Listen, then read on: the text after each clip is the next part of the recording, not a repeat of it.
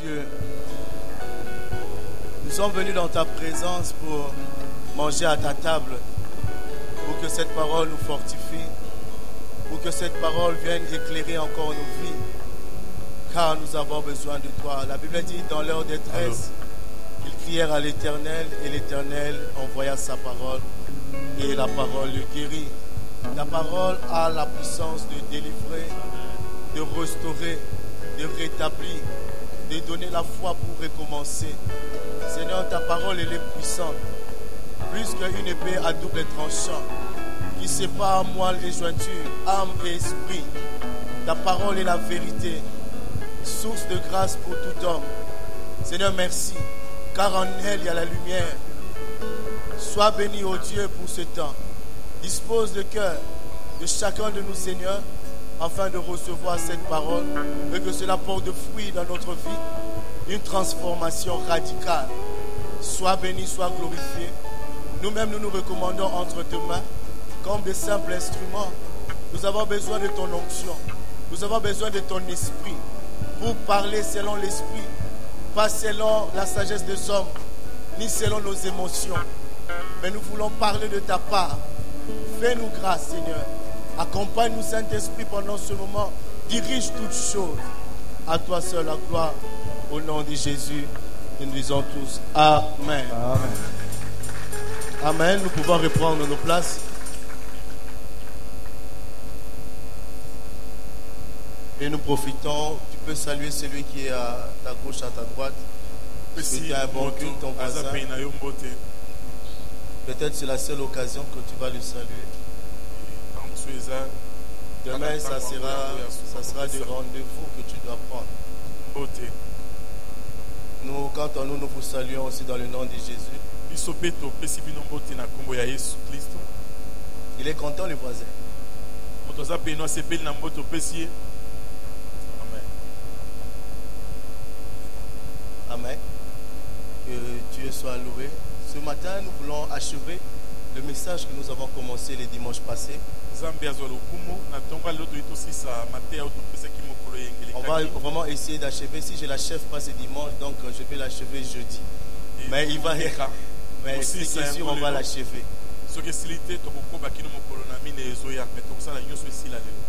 Alléluia. Le thème de ce message, de cet enseignement, je l'avais intitulé Victime, vaincu ou plus que vainqueur.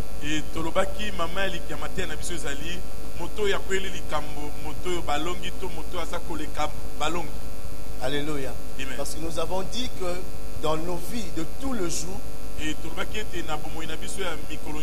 ce qui va faire la différence, c'est notre état d'esprit, notre caractère. Chacun de nous a de luttes, a de combats.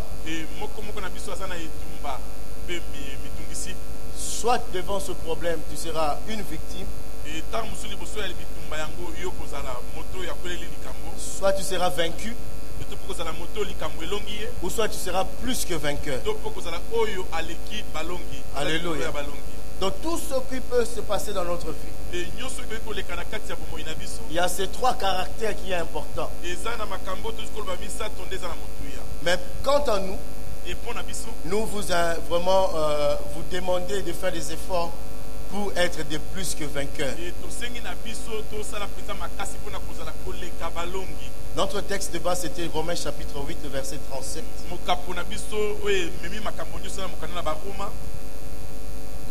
Romains 8, verset 37. Lisons la parole de Dieu. Mais dans toutes ces choses, nous sommes plus que vainqueurs par celui qui nous a aimés. Amen. Le Seigneur donne gloire à sa parole. Ce verset il est tellement important. La Bible dit dans toutes ces choses. Donc sans oublier un problème ou un souci. Mais dans tout, nous sommes plus que vainqueurs. Nous avons dit plus que vainqueurs. Ce n'est pas des slogans, mais c'est notre nature en tant qu'enfant de Dieu. C'est notre identité. Comme nous reconnaissons nos origines, un enfant de Dieu doit reconnaître aussi qu'il est plus que vainqueur. Nous avons dit, c'est pas parce que tu vois un bébé aigle qui ne sait pas voler, qu'il ne volera jamais dans sa vie.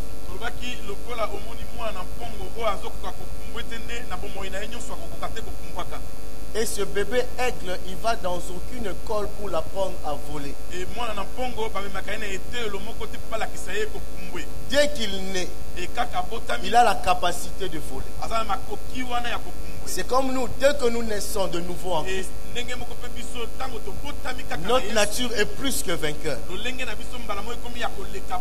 Comme le petit de l'aigle aussi, il faudrait un temps d'apprentissage, d'exercice pour grandir et pour prendre notre envol.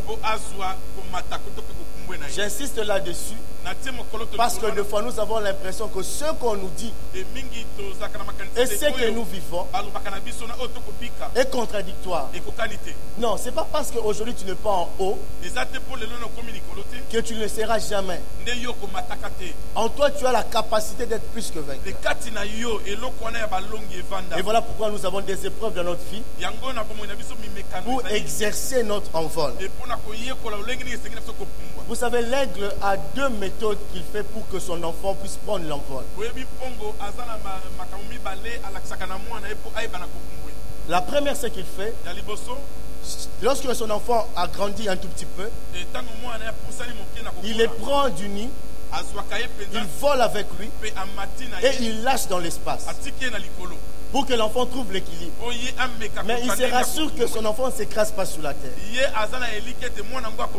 Et il va le faire jusqu'à ce que l'enfant lui-même va prendre l'envol. Mais cet enfant ne partira pas du nid. Il va chercher à retourner dans le nid. La deuxième chose c'est que l'aigle fait, lui-même il arrache les branches de son nid pour le détruire. Pour mettre son enfant dans l'insécurité, pour qu'il s'envole. Alléluia. Amen. Parce qu'il sait que tu es capable de voler. Voilà pourquoi j'ai détruit un peu ce confort. Des fois, c'est ce qui nous arrive. Tu es confortable dans la vie. Et brusquement, quelque chose arrive qui te met un peu mal à l'aise. Quand cette chose arrive, Dieu s'est assuré que tu es capable de voler. Alléluia. Amen. Alors nous avons parlé de certaines caractéristiques de plus que vainqueur. Nous avons dit, nous sommes nés pour vaincre. Le plus que vainqueur a besoin d'un nouveau regard. Tout ce qu'il commence, il achève. Nous avons dit, le plus que vainqueur se bat pour des choses qui sont importantes dans leur vie. Et le cinquième point ce matin, nous disons que le plus que vainqueur se relève toujours après l'échec. Alléluia. Proverbe chapitre 24, le verset 16. La Bible dit ceci: car cette fois le juste tombe et il se relève. Ici, tomber, nous allons pris dans le sens de chouer.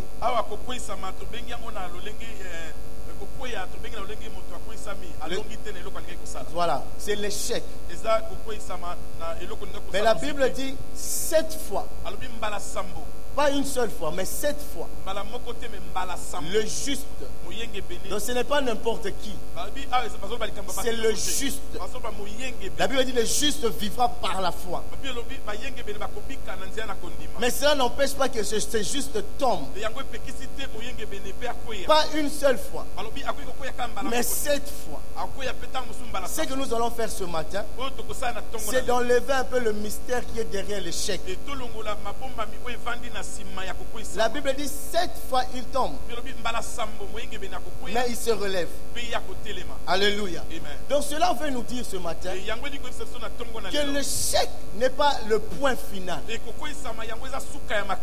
L'échec n'est pas le terminus. Après l'échec, il y a une vie. Après l'échec, tu peux avancer. La Bible dit 7 fois. Toi, peut-être, ça fait seulement 2 fois. Mais tu veux laisser. Ou peut-être tu as déjà pris la décision de ne plus faire. Mais peut-être dans l'entretemps tu es un méchant. Mais lui il est juste. Mais il tombe. Mais il se relève. Alléluia. Vous savez l'échec, ceux qui ont vécu l'échec, ils savent combien l'échec a un mauvais goût. L'échec c'est très mauvais. Se relever après l'échec, ce n'est pas facile. Les victimes vont se plaindre. Les vaincus vont se décourager.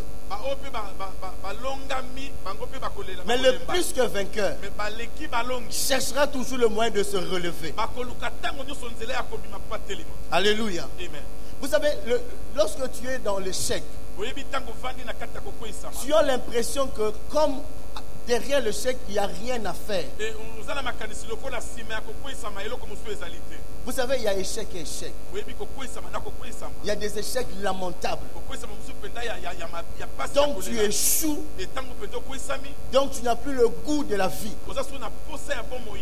Alléluia.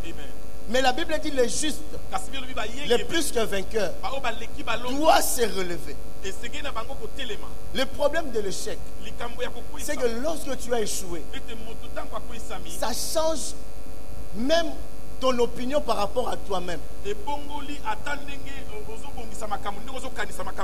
fois tu étais une personne qui fonçait,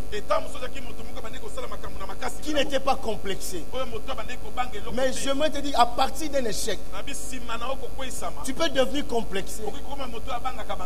Toi-même, lorsque tu te regardes, tu n'as même plus envie de te donner des encouragements, comme le frère Martin dit tout à l'heure. Donc, à tes propres yeux, tu te dis tu es un vaurien. L'échec est très dangereux. À tes propres yeux, tu n'as plus envie d'avancer. Parce que celui qui a échoué, sûrement il a fait des efforts. Il a essayé de faire comme les autres. Mais il n'est pas arrivé. Donc, de propres yeux, tu as l'impression comme si tu es venu accompagner les gens sur la terre. Mais ce qui est encore plus grave, c'est que l'échec va faire en sorte que l'opinion des autres change aussi par rapport à toi. Remarquez ceci. Une femme, lorsqu'il divorce, tout le monde est au courant. Les hommes qui étaient incapables de l'approcher, qui n'étaient même pas de son niveau, ils vont s'approcher. Pourquoi? Parce qu'ils savent qu'elle a échoué. Je te dis, l'échec peut permettre aux personnes qui ne pouvaient pas te parler, qui ne pouvaient pas t'approcher, et te dire des choses un peu plus graves ou blessantes. Pourquoi? Parce qu'il n'y a pas de place pour des gens qui ont échoué dans ce monde. Dès que tu échoues une fois, les gens veulent t'écraser. Les gens, autrefois, quand tu étais dans ta gloire, dans le succès, il y a des personnes qui t'honoraient. Lorsqu'ils te téléphonaient, il y avait beaucoup de respect. Dès que tu échoues, c'est comme si tout le monde a le droit de te dire n'importe quoi, n'importe quand. Pourquoi? Parce qu'ils savent simplement que tu as échoué.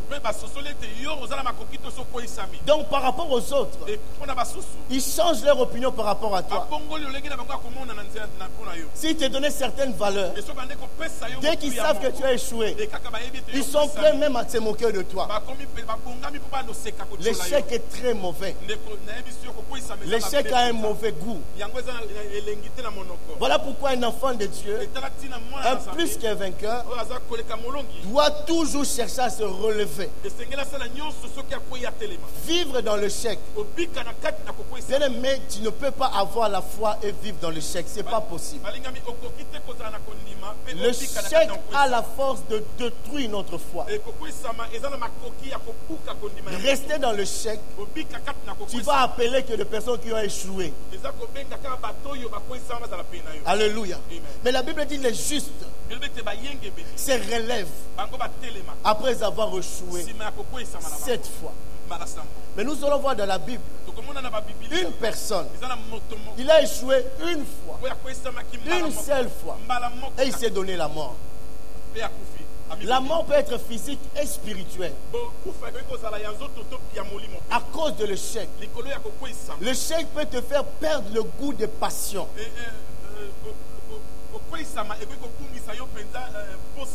Donc tu n'as plus envie de penser grand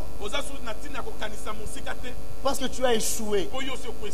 Ça peut être dans n'importe quel domaine, mais ça a le même goût, l'échec.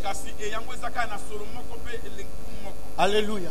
Au lieu de marcher tête élevée, mais à cause de l'échec, tu baisseras toujours ta tête. Alléluia. Voilà pourquoi plus qu'un vainqueur doit savoir que l'échec fait partie de son parcours. Ce n'est pas ma destination, mais c'est dans mon parcours. C'est comme si je veux aller à la place Saint-Lambert, je dois passer par la rue du Moulin. Ce n'est pas là où je vais, mais je peux passer par le chèque pour arriver. L'échec n'est jamais la destination des enfants de Dieu. Ça peut faire partie de ton parcours, mais jamais ta destination. Alléluia. Lisons dans 2 Samuel chapitre 16, verset 23. Je vais lire et je vais commenter. Ici, la Bible parle d'un homme qu'on appelle Achitophel ou Achitophel, comme tu veux. Tu le prononces comme tu veux, Achitophel ou Achitophel. On va avoir le choix. C'était un conseiller de David. Et la Bible dit les conseils donnés en ces temps-là par Achitophel avaient autant d'autorité que si l'on eût consulté Dieu lui-même. La Bible dit ceci. Cet homme, c'était un conseil de David. Mais lorsqu'il te donne un conseil, c'est comme si Dieu lui-même a parlé. Donc tu n'avais plus le besoin d'aller demander à Dieu. Donc imaginez-vous, quelqu'un de la ville, il habite peut-être serein. On dit que cet homme-là, lorsque tu le croises, il te donne un conseil, tu le mets en pratique, tu réussis. Je crois que sa maison va être contrôlée ou gardée par des policiers qui ne veulent pas avoir de bons conseils pour réussir. Alléluia. Mais la Bible dit, lorsque Absalom, le fils de David, s'est révolté contre David, Achitophel, au lieu de rester avec David, est parti avec Absalom. Et dans la fuite de David, on a appris à David que Achitophel est allié avec ton fils maintenant. Et David a fait la prière. Il dit à Dieu, mon Dieu, confort la sagesse d'Achitophel. Et il est parti. Alors Achitophel maintenant est associé avec Absalom. Et Absalom pose la question à Achitophel. Qu'est-ce que nous devons faire? Quelle est la nouvelle stratégie?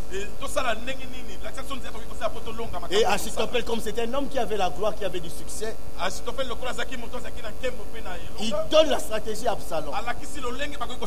Mais bizarrement ces jours-là, au lieu que tout le monde puisse accepter son conseil, on dit attends un peu Achitophel, on va appeler quelqu'un d'autre, Ushaï. Ils ont appelé Ushaï. Ushaï, quand il est venu, il dit qu'est-ce que toi tu vois par rapport à cette situation? Ushaï a donné une autre stratégie. Bizarrement, Tout le monde qui était allé à Achitopel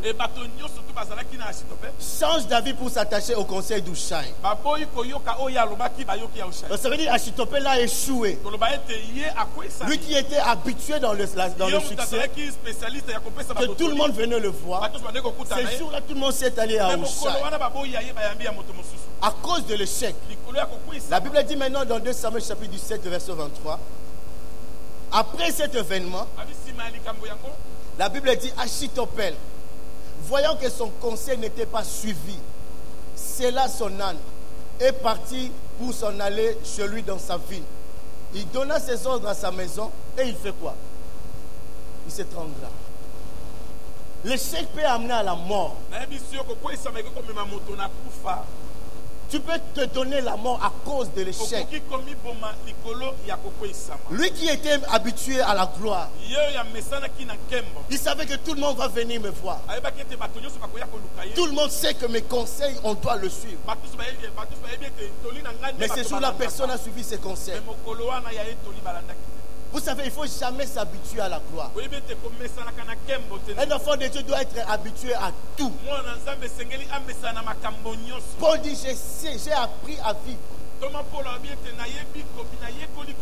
dans l'abondance comme dans la disette, dans la gloire comme dans le mépris. Il faut seulement être capable de vivre dans le temps de Dieu. Mais Achitopel était habitué dans la gloire. Tu sais, quand tu es habitué au succès, faire passer les comprimés de l'échec, c'est comme la quinine chez nous. Alléluia. Amen. Pour avaler ces comprimés, moi je me rappelle, je le mettais dans le foufou, je mettais la... Parce que la quinine, ça passe pas. En Europe, on n'envoie pas de médicaments comme la quinine. Ici, tout est sucré. Quinine n'est pas dans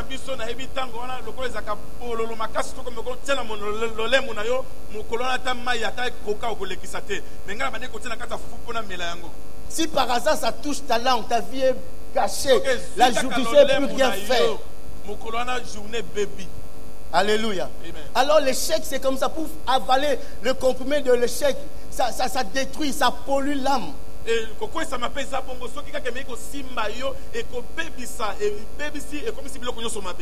Alléluia. Amen. Donc l'échec, ce n'est pas une bonne chose. On ne doit pas entretenir l'échec. Voilà pourquoi vous trouvez les gens dans la dépression, dans le suicide, dans le burn-out, l'abandon. Ils sont dépassés. Parce qu'il n'y a aucun homme qui accepte l'échec.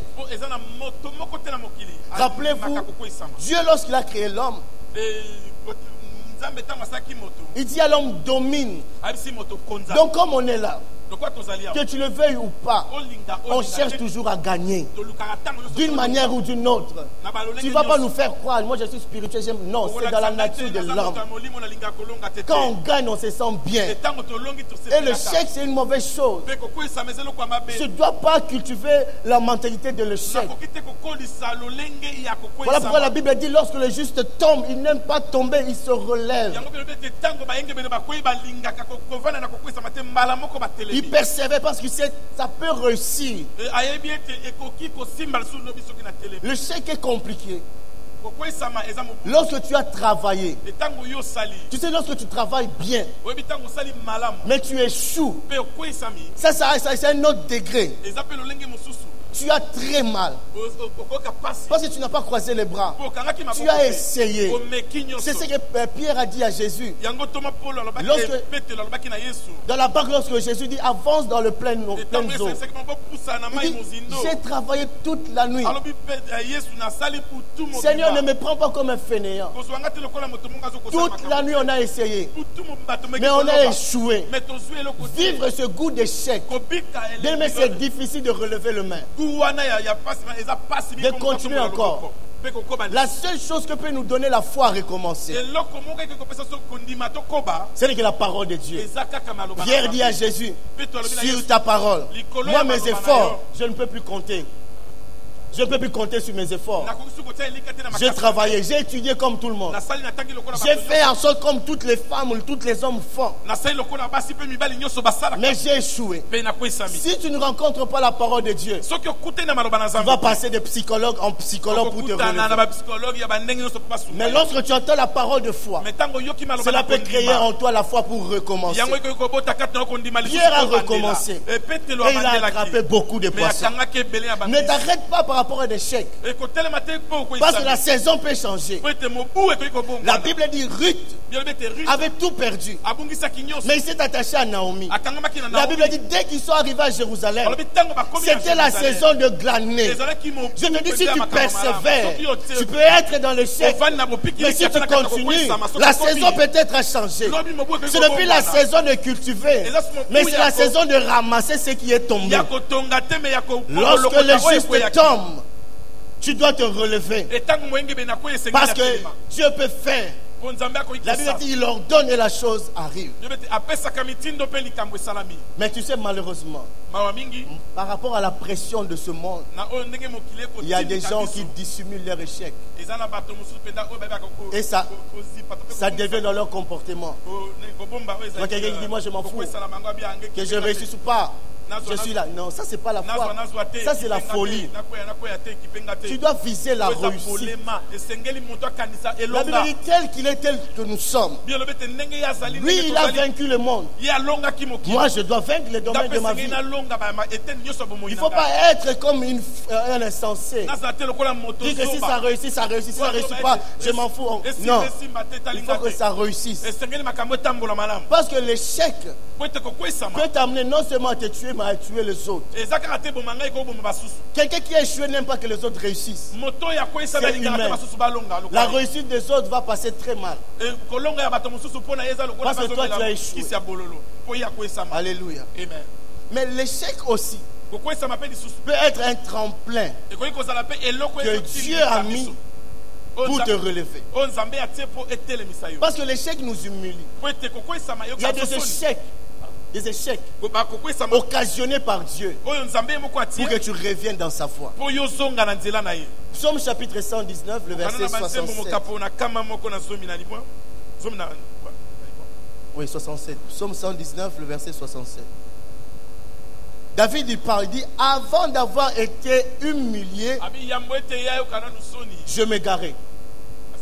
Maintenant, j'observe ta parole. Donc il voulait dire ceci. S'il n'y avait pas eu l'échec, je vais continuer dans ma mauvaise voie. Tu sais, il y a des personnes qui sont converties par force. Nanko.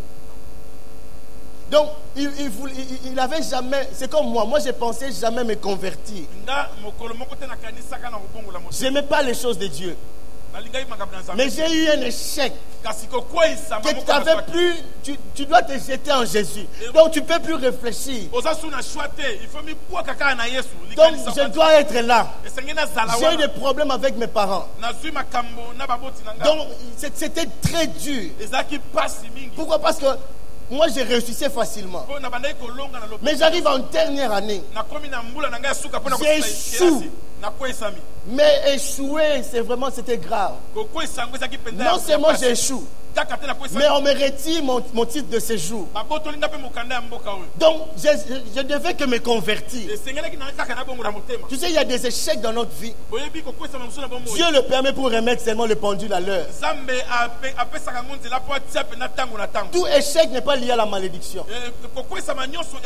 Si tu n'observes pas la loi de Dieu, Dieu peut travailler par des épreuves. Dieu peut travailler avec des épreuves. Dieu peut te mettre en échec. David il dit, si je n'étais pas humilié. Tu sais, il y a des humiliations où tu dois te réfugier en Dieu. Alléluia. Amen. C'est une manière que Dieu choisit pour nous éduquer aussi. Mais malheureusement, lorsque nous sommes dans l'échec, c'est le diable, c'est Satan que nous visons en premier. Lui dit, si j'observe ta parole maintenant. Je vous dis, il y a des personnes même au milieu de nous. S'ils prient aujourd'hui, le déclencheur c'était l'échec.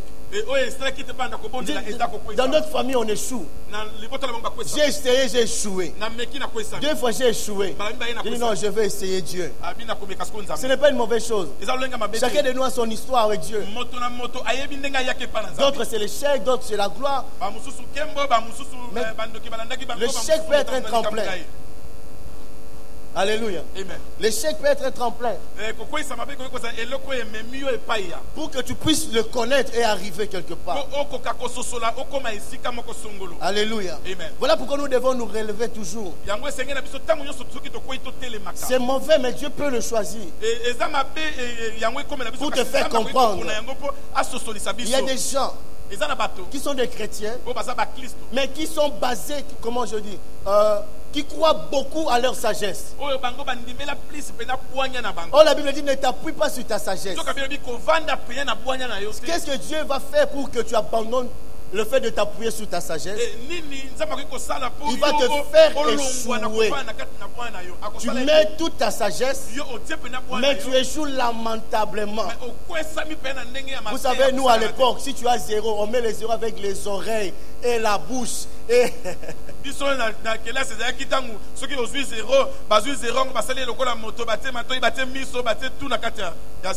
ce genre d'échec que tu peux avoir. Mais si tu observes bien, tu vas voir que Dieu l'a permis pour que je sois quelqu'un de humble, pour que je sois quelqu'un qui dit si Dieu le veut, pour que Dieu brise ma prétention et mon orgueil. Dieu passe par les échecs. Alléluia. Amen. Tu sais, lorsque tu penses à certaines choses, tu vois, je ne pouvais pas être humble s'il n'y avait pas cet échec.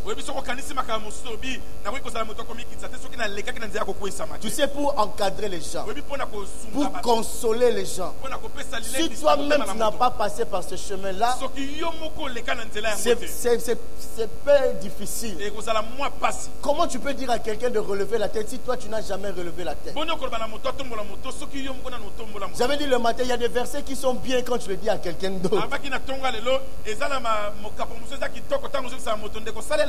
Il dit, non, ma soeur, non.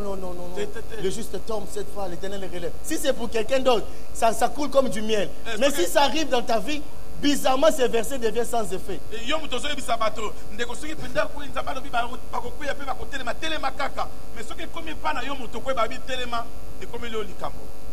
Alléluia.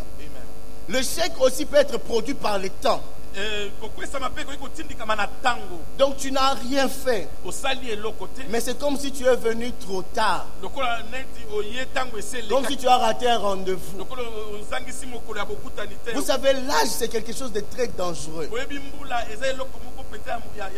Des fois, mesurer la bénédiction de Dieu et l'âge, ça peut détruire la foi. Si c'était lorsque j'avais 20 ans, je pouvais mieux le faire. Si j'étais venu en Europe à 13 ans, j'allais étudier, faire même 4 graduats. Ça, c'est toi qui penses comme ça. D'autres sont venus en 13 ans, sont devenus des chèques européens. Il y a des gens qui disent que si j'avais fait ça lorsque j'avais 30 ans, j'allais encore mieux le faire. Le temps peut devenir comme une occasion d'échec. Moi, je connais des personnes, par rapport à leur âge, ils trouvent qu'ils sont en échec. Parce que normalement, à tel âge, on doit avoir telle chose. Ça, c'est nous. Dieu l'a jamais dit. C'est nous qui pensons comme ça. Non seulement nous pensons comme ça, mais nos amis nous mettent la pression par rapport à notre âge.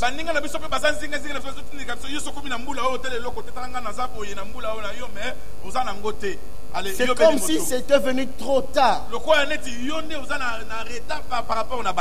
Mais le temps n'est jamais un échec. Le temps n'est jamais un échec. Parce que la Bible dit, les années que les sauterelles ont dévoré, je les remplacerai. J'ai dit ce matin, il ne faut pas vieillir trop vite. La vieillesse n'est pas une bonne chose. J'ai dit même au ciel, il n'y a que 24 vieillards. Le reste, c'est des anges. Donc il faut rester jeune. Il y a des gens qui cherchent à vieillir. De comité. Licolo Bazaka 24. Amen. Restons jeunes. Dieu peut remplacer nos années. Vous savez, les hommes comme d'Abraham, ils n'ont jamais succombé à l'épreuve de l'âge. La Bible dit dans Romains chapitre 4, verset 19. Romains chapitre 4, verset 19.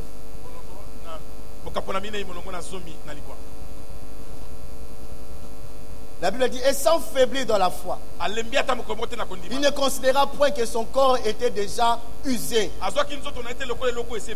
puisqu'il avait près de 100 ans, et que Sarah n'était plus en état d'avoir d'enfant. Donc l'âge et la vieillesse,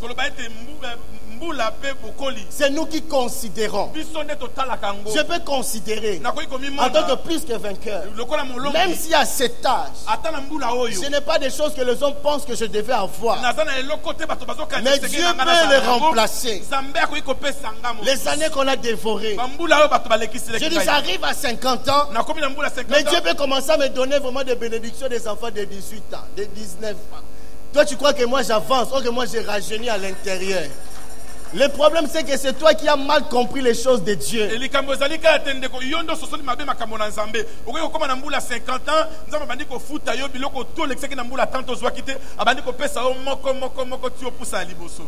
Alléluia. Il n'y a pas de trop tard. Parce que des personnes qui ont fait beaucoup d'erreurs, ils ont fait des compromissions, ils ont accepté des choses qu'ils ne devaient pas accepter dans un temps normal. À cause de l'âge. Il dit que parce que l'âge est arrivé, on fait quoi? Bon, non.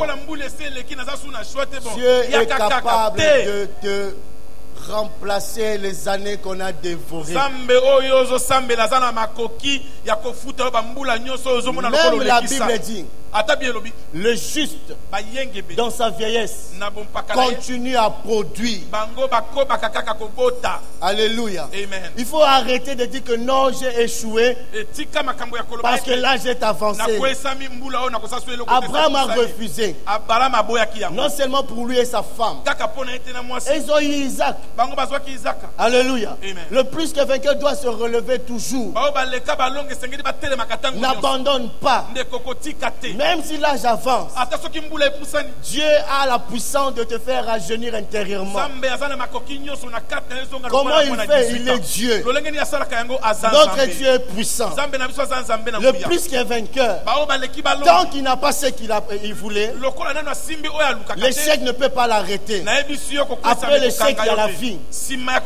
L'échec n'est pas ma destination. L'échec est dans notre parcours. Tous les hommes et les femmes de la Bible ont échoué à un moment de leur vie. Ils se sont relevés et Dieu a été glorifié. Mais pourquoi toi tu veux baisser les bras? Pourquoi tu crois que Dieu ne peut pas restaurer, remplacer les années qu'ont dévoré la sauterelle?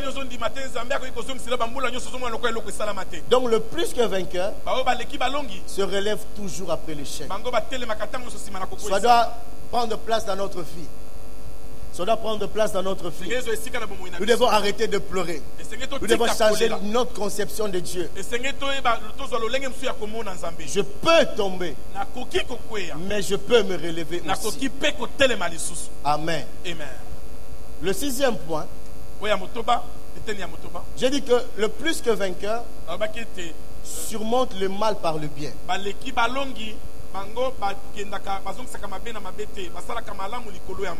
Romains chapitre 12 de verset 21. Romains chapitre 12 de verset 21.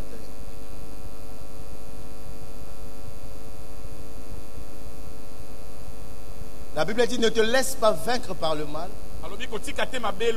mais surmonte le mal par le bien. Alléluia. Donc le plus que vainqueur que nous sommes, nous ne rendons pas le mal par le mal. Lorsqu'on nous fait du mal, le mal vient pour nous dominer. Mais nous devons surmonter. Comme je dis tout à l'heure, ces genres de versets, c'est bien pour les autres. Mais si le mal t'arrive, est-ce que tu le surmontes par le bien? Tu te places comme victime ou vaincu? Le plus que vainqueur surmonte le mal. Parce que dans l'homme, lorsqu'on le fait du mal, pour qu'il se sente bien, il faut que le mal arrive à celui qui a causé cela. Alléluia. Même si tu veux ne pas le penser, mais quelque part, ça pourra te faire du bien. Lorsque quelqu'un t'a fait du mal, même dans la prière, dans le coin de ton âme, tu veux même que le beefsteak ne tue pas, mais le casse même le bras.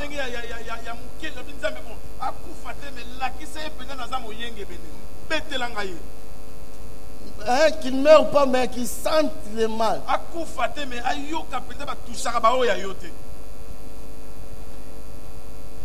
Même si tu ne veux pas. Pourquoi? Parce que la vengeance est dans l'homme.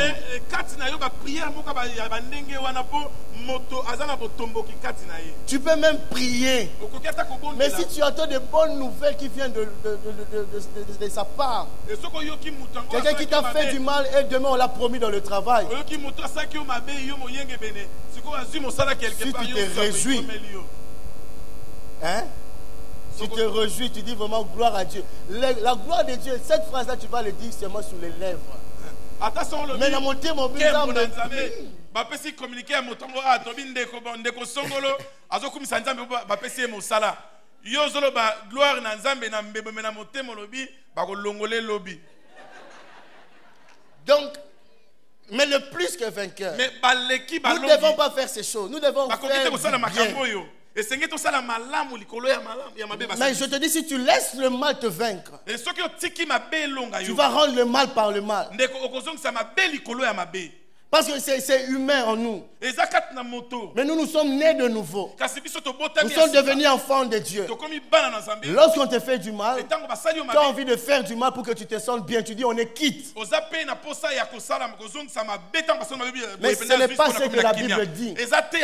La Bible, lorsqu'on te fait du mal, tu dois surmonter ce mal. Surmonter le mal. Je me dis, il y a des mal, il y a des degrés de mal. Quelqu'un peut te calomnier, mais il y a des mal. Toute ta vie, la cicatrice ne s'enferme pas. Mais ça doit se fermer pour être plus que vainqueur. Parce que lorsqu'on te fait du mal, tu fais du mal, ça engendre le mal.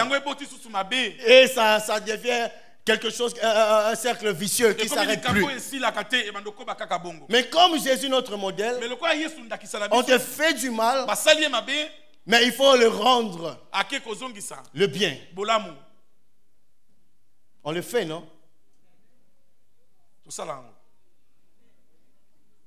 Oui. D'autres disent difficilement, mais on le fait. Vous savez, moi je pense souvent à Joseph, le modèle de plus que vainqueur. Ceux qui ont vendu Joseph, ce n'est pas ses voisins, c'est ses propres frères. Et lorsqu'il formatait ses plans, Joseph entendait. Nous les gens qui nous veulent du mal, ils font la plupart du temps en secret. Tu es surpris qu'on a préparé te faire du mal. Mais Joseph, il était présent.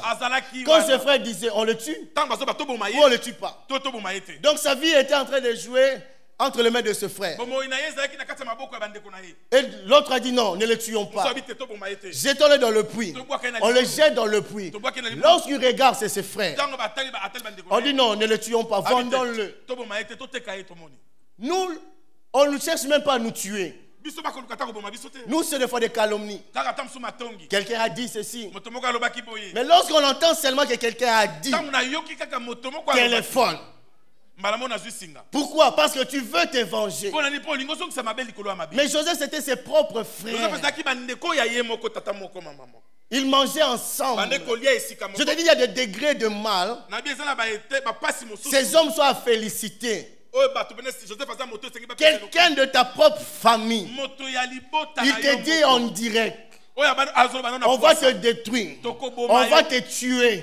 Ils forment le plan. Et toi, tu dois surmonter cela en faisant du bien. Il faut être un plus que vainqueur. Alléluia. Parce qu'il y a même des gens, lorsqu'on injurie seulement un membre de sa famille, la personne dit attends. Moi, je ne vais pas répondre. On va attendre qu'il revienne de l'église. C'est lui qui va venger la famille. On l'attend qu'il vienne de l'église.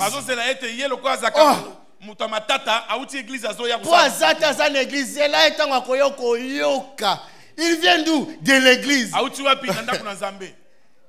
C'est grave. Si dans ta famille, on sait que c'est toi. Lorsque tu parles, la personne peut tomber malade. Il faut que ça change. Il y a d'autres personnes, leur identité est comme ça. Non, on va aller chez elle. Non, appelle. Ayanabiso.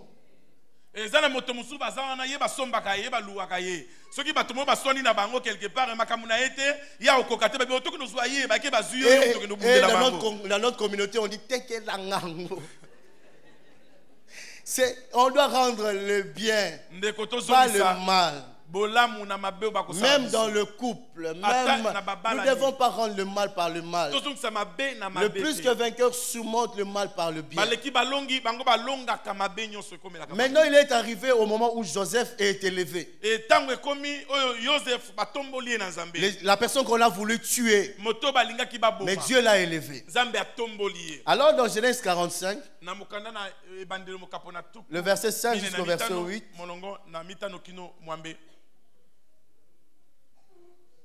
la Bible dit maintenant ne vous affligez pas et ne soyez pas fâchés de m'avoir vendu pour être conduit ici. La personne qui est en train de dire cette parole, c'est la personne qui voulait le tuer. Imagine-toi, quelqu'un qui t'a fait du mal, mais le vrai mal, qui a même sali ta réputation. Mais maintenant, toi, Dieu t'a élevé. Donc, ça veut dire que tu as le droit de sa vie entre tes mains. Le laisser en vie ou lui donner la mort. Toi, tu vas faire quoi? Tu vas faire quoi? Vous n'êtes pas égaux. Toi, tu es élevé. Mais maintenant, cette personne vient à tes pieds. Toi, tu vas faire quoi? Joseph, il dit, ne vous affligez pas. Soyez calme. Moi, je crois qu'il y a des gens parmi nous qui vont dire, je ne veux même pas les voir. Prison. On va voir leur cas.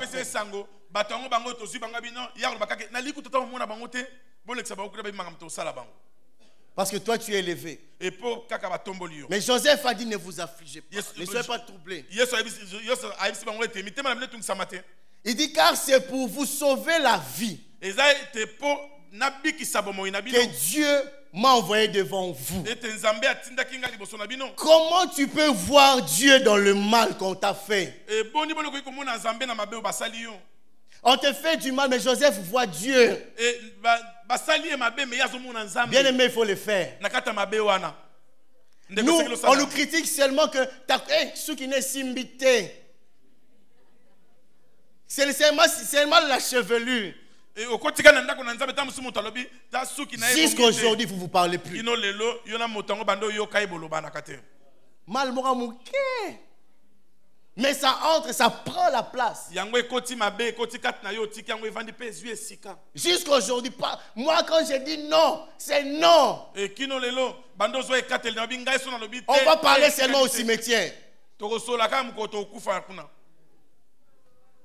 Mais Joseph a dit non.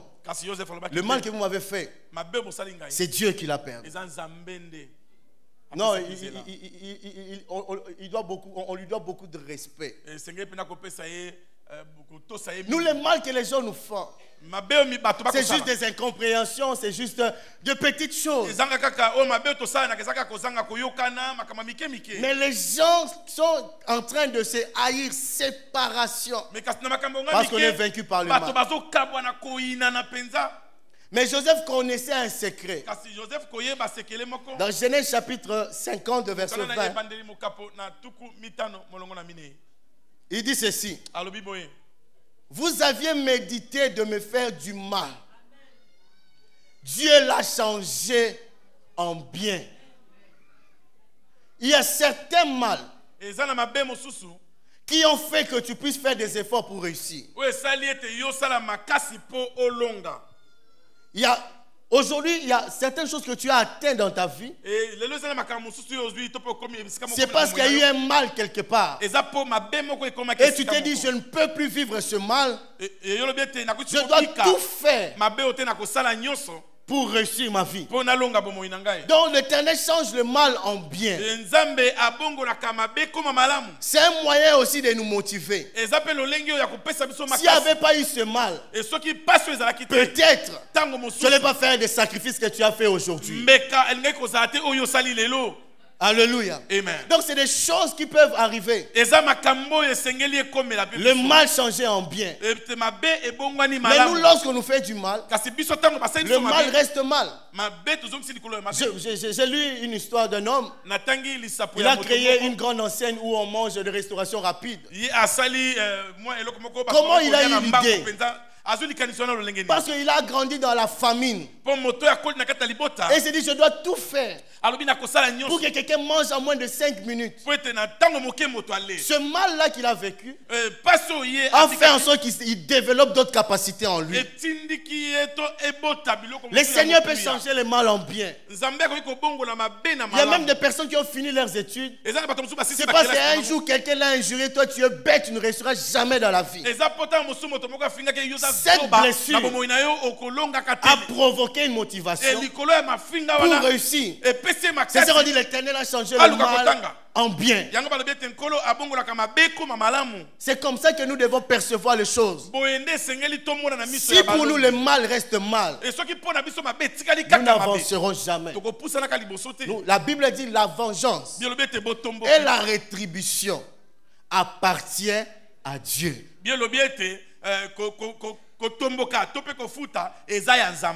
Nous ne pouvons pas nous venger. Même si tu as la possibilité de frapper cette personne, tu ne dois pas te venger. Il faut laisser la vengeance à Dieu. Nous devons surmonter le mal par le bien. En faisant du bien.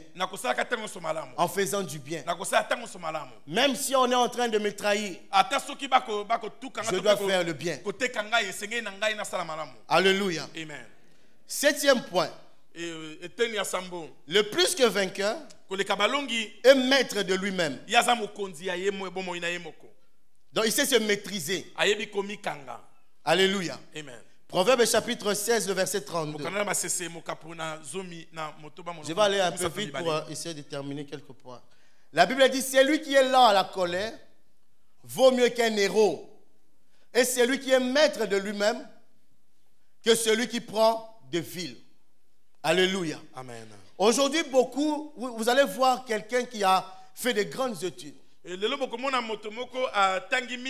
qui est un grand homme, qui a de la renommée, mais juste devant une femme de chambre, la personne succombe. Il a maîtrisé beaucoup de choses, mais il ne s'est jamais maîtrisé. La Bible dit ça ne sert à rien de chercher à maîtriser des villes si toi-même tu ne te maîtrises pas.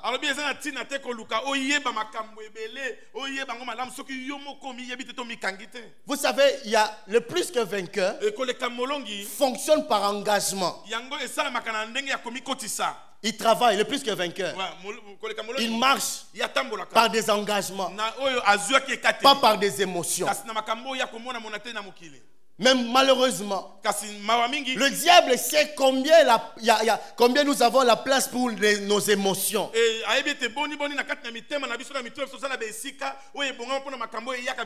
Et nous n'arrivons pas à maîtriser nos émotions.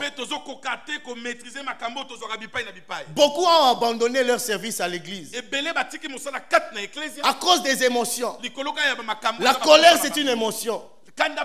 La tristesse est une émotion. Donc on n'arrive pas à se maîtriser.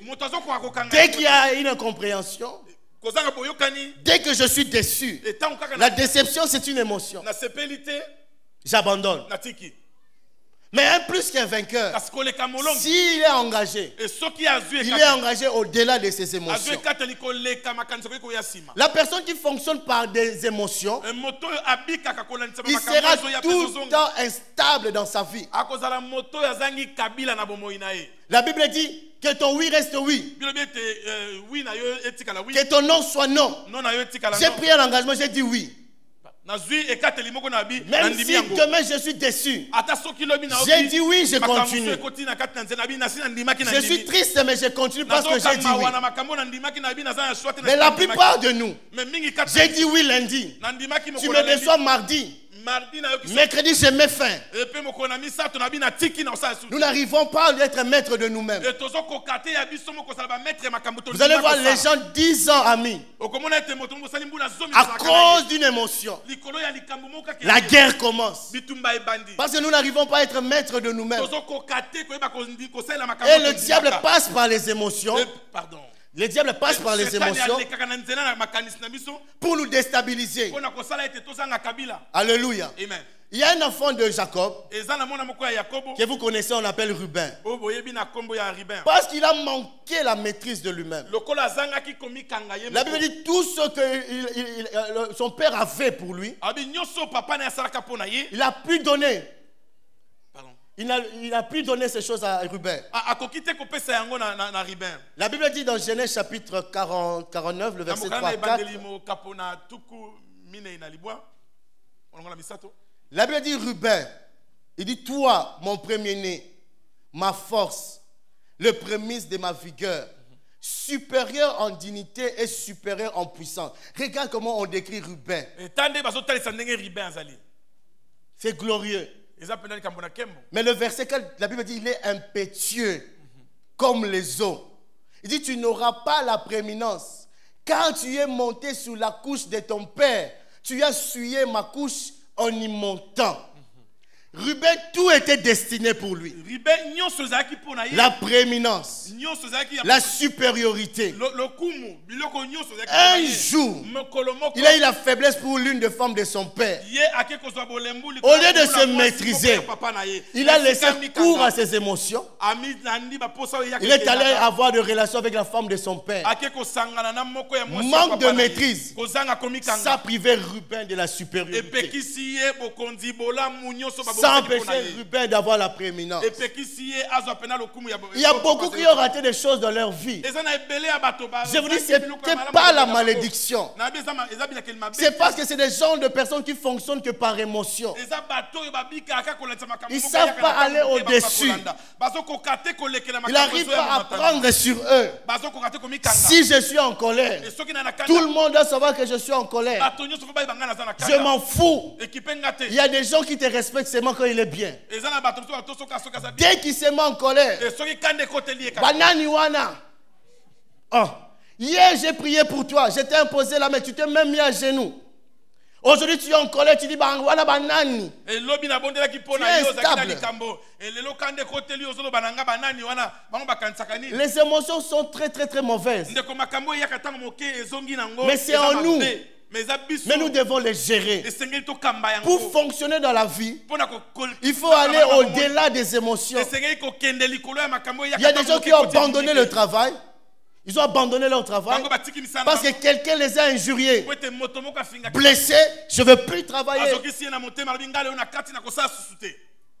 Alléluia. Amen. Il y a un dicton en français, on dit ceci. La raison elle est blanche, l'émotion elle est noire.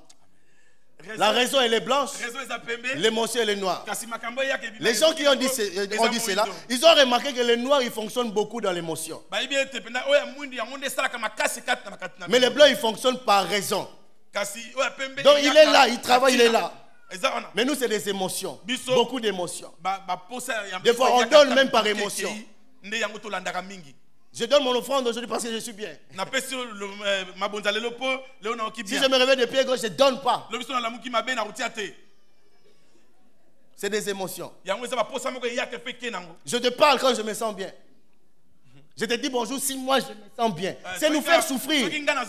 Pourquoi nous devons attendre que toi tu te sentes bien? On est déjà des amis, on est des frères. C'est un engagement. Que tu sois bien ou pas bien, dis-moi bonjour. Domine tes émotions. Et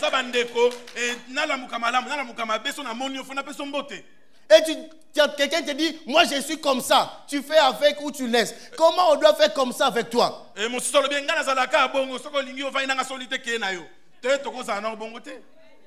Mais vous remarquerez que dans le travail, même si tu es fatigué, tu vas travailler. Moi je vois des personnes dimanche soir, ils disent, ah, demain encore lundi, mais tu le vois, tu étais, j'étais parti au travail. La manière dont toi tu étais fatigué, tu es parti quand même. Pourquoi? Parce que c'était là-bas. Ce n'est pas les émotions, c'est un engagement.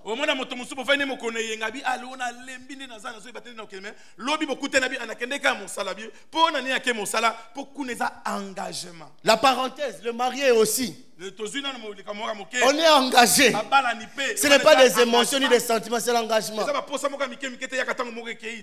Des fois, on n'est pas dans la même diapason d'émotions. L'autre peut être romantique, mais toi, tu es désagréable. C'est un engagement. Il faut remonter la pente. Pas à cause des émotions, mais à cause des engagements. Et je parle à quelqu'un. Amen. D'autres disent, mais frère, à quoi tu sois en déni? C'est question d'être engagé. Je sers Dieu à l'église. Même si on a des différends, ça peut susciter des émotions. Mais je suis engagé, je m'y applique. Amen. Je continue. 8e point. Le 9, je ne vais pas le faire parce que l'heure est déjà avancée. Je dis, le plus que vainqueur n'a pas peur de rester seul. Vous savez, souvent, on se sent bien quand on est accompagné. Mais ça ne sera pas tous les jours. Même les gens qui aujourd'hui sont avec toi, ils ne seront pas tout le temps avec toi. Des fois, il peut arriver que tu te retrouves seul. Une victime va pleurer.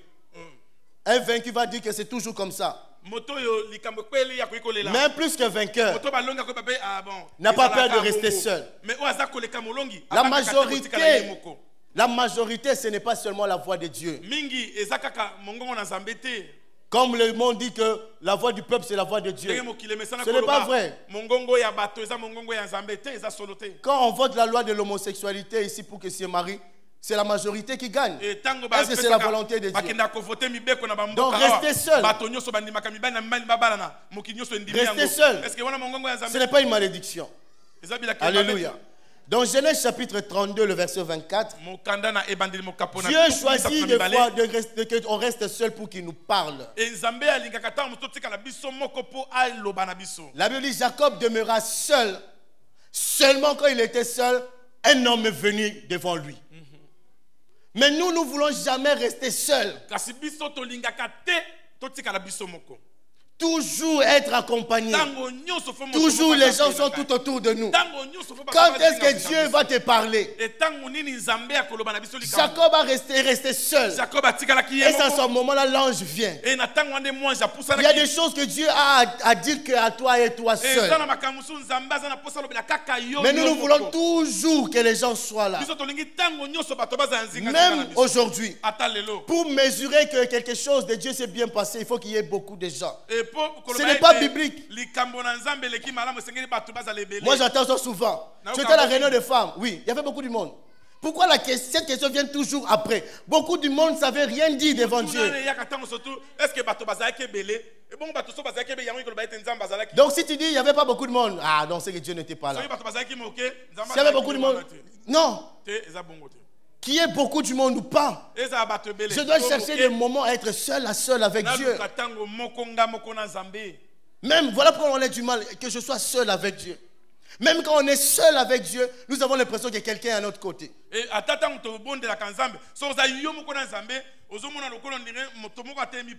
quand tu ouvres les yeux, il n'y a toujours personne. Il y aura toujours personne. Il y a des gens qui disent, j'ai prié, mais je voyais comme si quelqu'un était juste derrière moi. Être seul, c'est une vraie discipline. Mais par rapport à la vie que nous menons, il y aura un moment où les gens vont te laisser. Voilà pourquoi moi je dis souvent, si tu as un problème, c'est ton problème.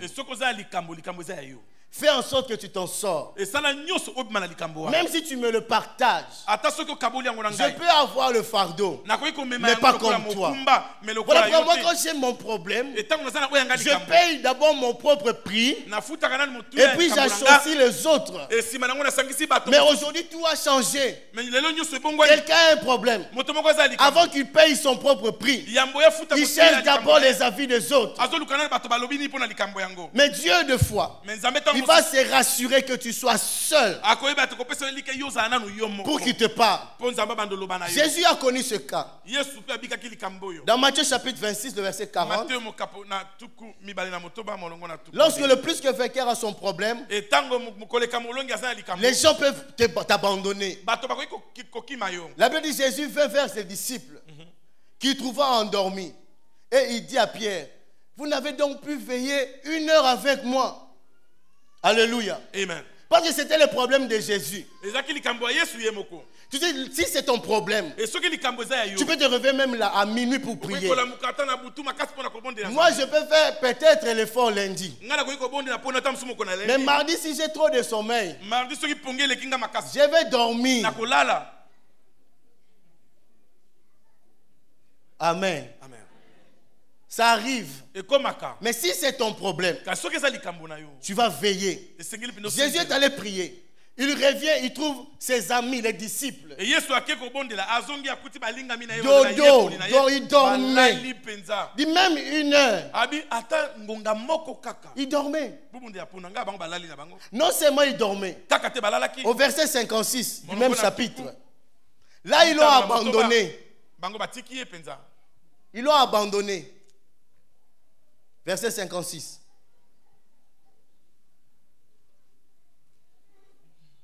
Il dit, mais tout cela est arrivé afin que les écrits des prophètes fussent accomplis. Alors tous les disciples, avant ils dormaient. Ils étaient là mais ils dormaient. Tu sais, on a des gens tout autour de nous. Des fois ils vont être là, mais sans faire quelque chose. Mais après, ils vont nous abandonner. Ne deviens pas, n'adopte pas un mauvais cœur si les gens t'abandonnent. Ça peut être la volonté de Dieu. Ici la Bible dit les disciples l'ont abandonné et ils ont pris fuite. Donc c'est ton problème, ça ne nous concerne plus. Ça arrive et les gens pleurent. On mangeait avec lui. On faisait les ongles ensemble. Il m'a abandonné. Oui, il t'a abandonné. Peut-être Dieu veut que tu sois seul pour qu'il te parle. Pourquoi toi tu veux seulement être avec elle? Pourquoi tu veux être avec lui? Un enfant de Dieu doit être capable. Le plus que vainqueur doit être capable de travailler en groupe ou de travailler seul. Nous sommes à l'aise quand on est en groupe. Nous faisons des prières, des faits en groupe. Mais à la maison, on n'entend même pas la voix. Les voisins ne savent même pas si quelqu'un prie. Il faut développer cette habitude de travailler seul. Et lorsque tu vas amener ton feu dans le groupe, le feu va prendre. Ce qui est encore extraordinaire, c'est dans le verset 58. Pierre, il était extraordinaire. La Bible dit Pierre les suivait, mais de loin. Il y a des gens, ils connaissent ton problème, mais ils les suivent seulement de loin. Ils ne prient pas, ils ne gênent pas, de loin seulement. Et comme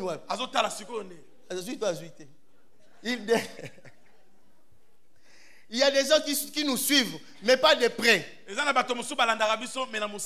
De loin seulement. Il y a des gens qui seront avec nous, qui ne seront pas actifs. Il y a d'autres qui vont nous abandonner. Et il y a d'autres qui seront loin. Mais je n'aurai pas peur de rester seul. Je sais que si je suis seul, Dieu peut me parler. Mais c'est à ce moment-là, lorsqu'on est seul, que les gens ont l'impression qu'on les a abandonnés. Ils ne servent plus à rien dans la vie. Ils doivent se donner la mort. Je suis seul. Dieu, tu es où? Mais les gens sont restés seuls, Dieu est venu les visiter.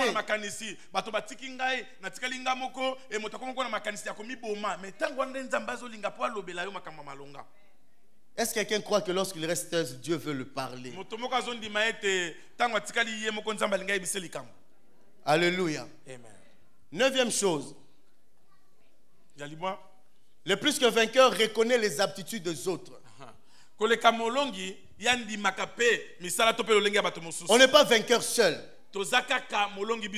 Mais vous savez, 80% des choses qui nous sont destinées, Dieu a placé ça dans la vie des autres.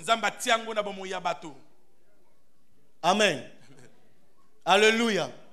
80% des choses qui nous sont destinées, Dieu a placé cela dans la vie des autres.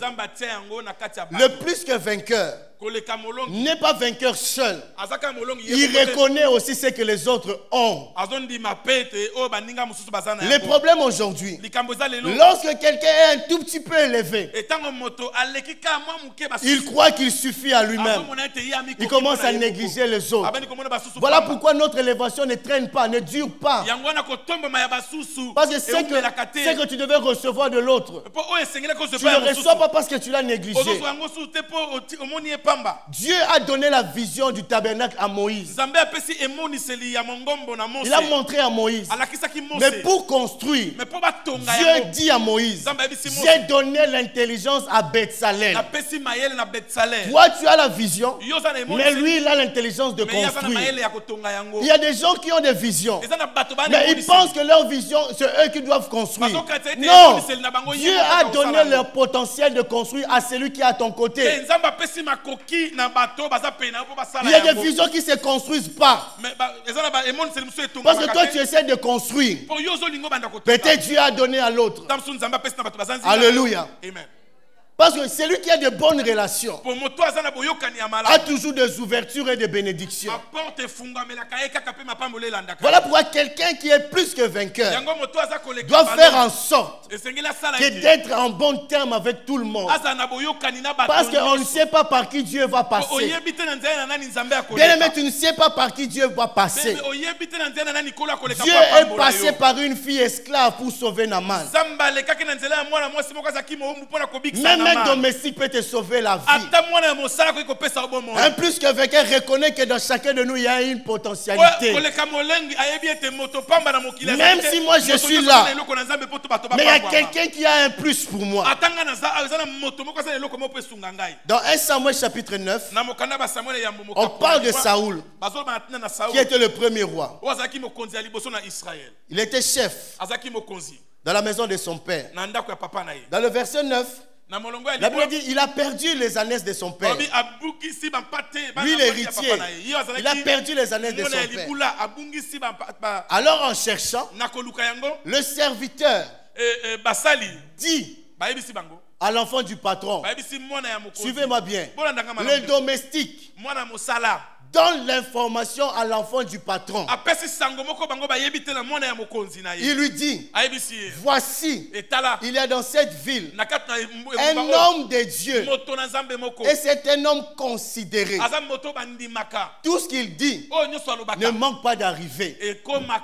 Bien-aimé, tu peux être grand. Mais il y a d'autres informations que tu n'as pas. Quelqu'un qui est plus bas que toi peut le recevoir. Que la foi.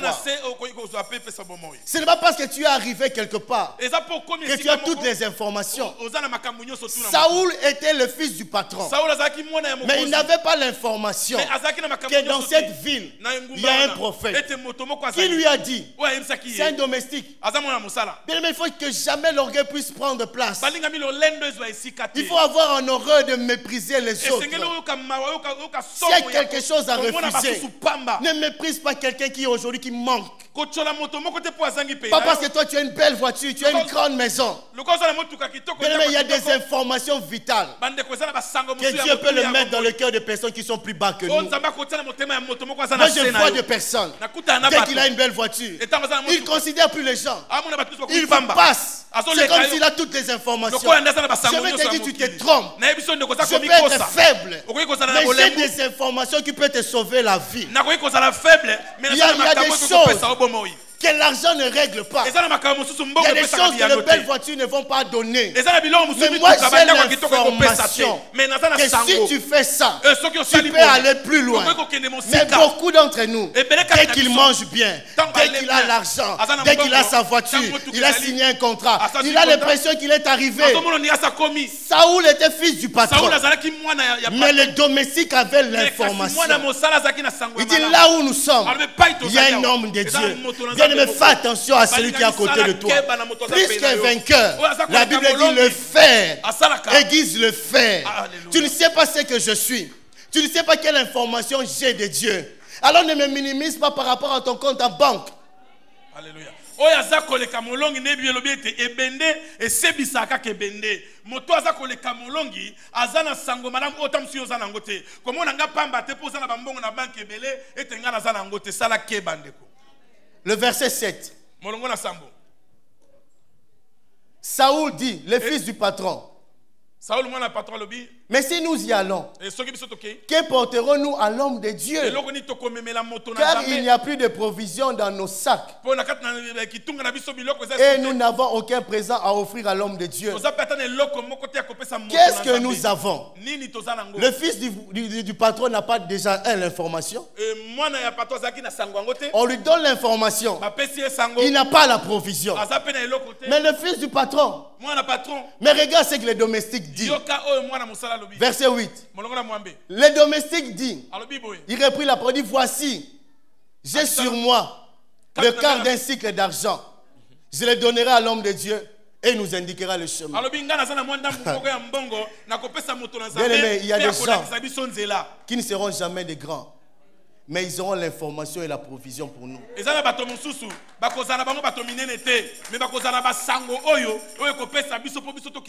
y a d'autres personnes qui ne seront pas des rois, mais ce sont des faiseurs de rois. Quelqu'un peut te donner un conseil. Il te donne la provision, tu deviens grand. Fais attention. Tu ne sais pas qui tu as en face. Que les habits que ta tête ne te trompent pas. Tu ne sais pas ce qu'il a. Le fils du patron a dit on n'a rien. Le domestique a dit j'ai quelque chose. Il a l'information. Il a la provision. Mais toi qui es destiné à régner, tu n'as rien. Fais attention. C'est pas parce que ça brille de ton côté aujourd'hui que tu as toutes les informations. Fais attention. Le plus qu'un vainqueur considère les aptitudes des autres. Je sais que ma soeur est là. Je ne sais pas ce que Dieu a mis en elle. Je ne dois pas les négliger. Je sais ce que Dieu a mis dans mon frère. Je ne dois pas les négliger. Tu ne sais jamais par qui ça va passer. Nous n'avons pas lui-même dit. Nous connaissons en partie. L'autre partie, Dieu a mis dans l'autre. Alléluia. Amen. Nous terminons par ceci. Le vainqueur n'est pas vainqueur seul, il est vainqueur avec Dieu. Psaume chapitre 60, verset 12. La Bible dit, avec Dieu, nous ferons des exploits. Il écrasera nos ennemis. C'est seulement avec Dieu. L'alliance avec Dieu nous donne la victoire. C'est seulement avec Dieu. Pas avec la famille, mais avec Dieu. Avant de faire des affaires avec la famille, fais-le avec Dieu. C'est avec Dieu que tu vas faire des exploits. On n'est pas vainqueur nous-mêmes. On est vainqueur avec Dieu.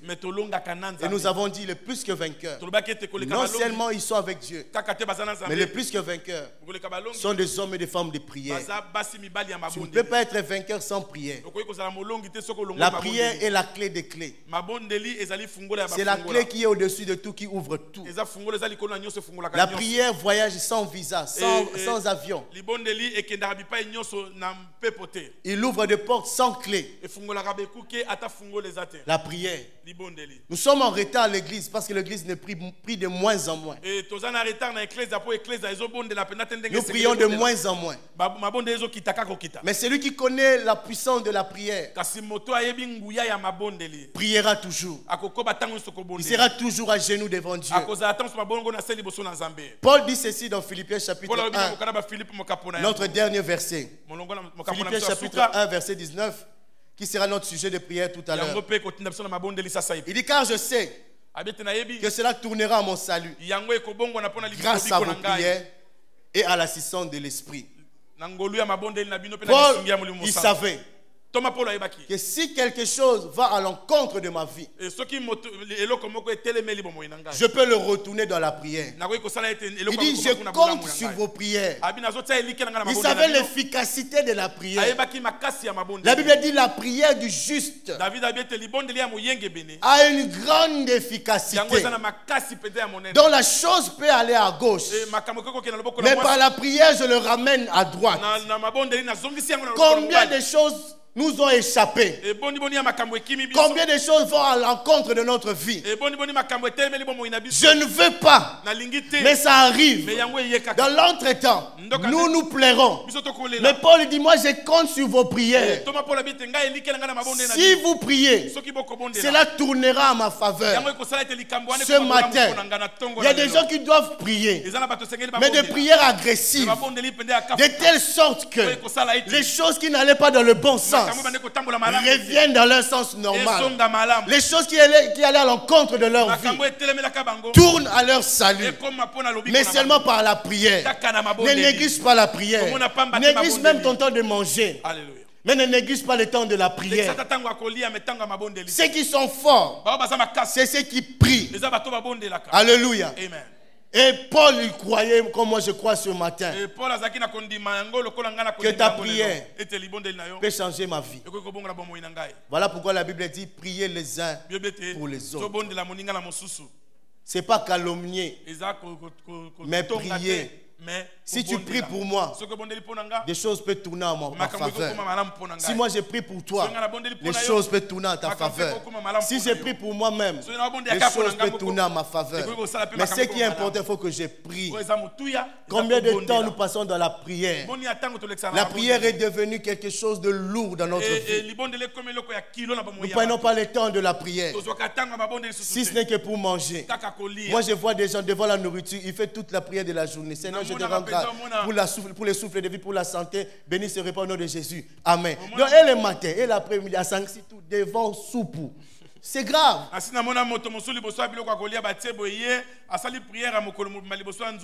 chasser des démons. Devant quoi?